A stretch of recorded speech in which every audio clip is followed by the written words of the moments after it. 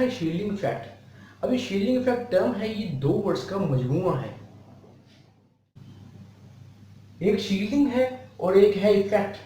Shielding का मतलब है शील्ड करना और इफेक्ट का मतलब है असर। एक ऐसा असर जो शील्ड करे, छुपाए या रोके। इसको डिफाइन करते हैं, decrease in the attractive force of nucleus on outermost electron due to the electrons lying between them। अब इसका मतलब है कि एक डिक्रीज हो रहा है अट्रैक्टिव फोर्स का। किसकी अट्रैक्टिव फोर्स का? न्यूक्लियस की, on the outermost electron due to the electrons lying between them. ये आपके पास एक एटम है और ये उसका के शेल, ये एन और ये एम शेल। अगर आप देखें कि न्यूक्लियस तो ये है और इसकी अट्रैक्शन जो है, इसका फोर्स ऑफ अट्रैक्शन जो है वो सारे इलेक्ट्रॉन्स पर जो है वो है। लेकिन जो जो शेल्स की तादाद बढ़ती जाएगी तो इसकी या न्यूक्लियस की फोर्स ऑफ अट्रैक्शन जो है वो डिक्रीज होती जाएगी। क्यों?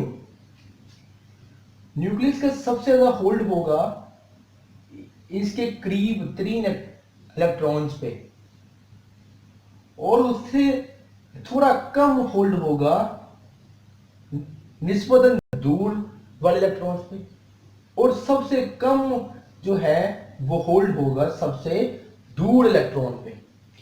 और इसकी वजह क्या है कि आपको एक बात याद रखनी होगी कि इलेक्ट्रॉन रिपेल करते हैं इलेक्ट्रॉन को। क्यों करते हैं? क्योंकि दोनों नेगेटिव चार्ज रखते हैं। अब दोनों के सेम चार्जेस हैं, नेगेटिव नेगेटिव, तो दोनों आपस में रिपेल करेंगे या एक दूसरे को दफा करेंगे। तो क्या होगा कि जब ये दरमियान में इसके तकरीबन 10 इलेक्ट्रॉन हैं इन दोनों के दरमियान।